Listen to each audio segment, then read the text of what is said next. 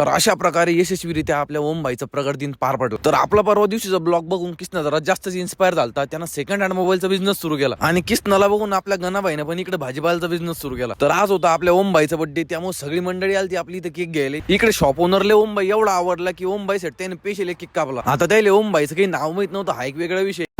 1 घंटा दगडाला दगड घासून पण जेव्हा आपली मेणबत्ती चतली नाही त्यानंतर आहे ना माचीचा शोध लावणं सुरू केला. आणि सोपानदाच्या 42 वर्षाच्या अनुभवातून जेव्हा मेणबत्ती पेटवण्याचा प्रयत्न करण्यात आला तेव्हा ही पेटली नाही तर डायरेक्ट फुटली.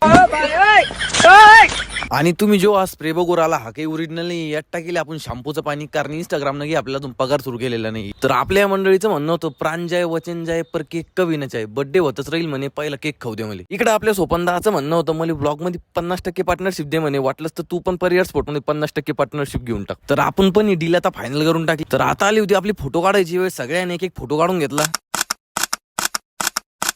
तर आजच्यासाठी एवढंच मंडळी, भेटूया आपल्या पुन्हा एक नवीन ब्लॉग मध्ये, तोपर्यंत फॉलो नक्कीच करून घ्या.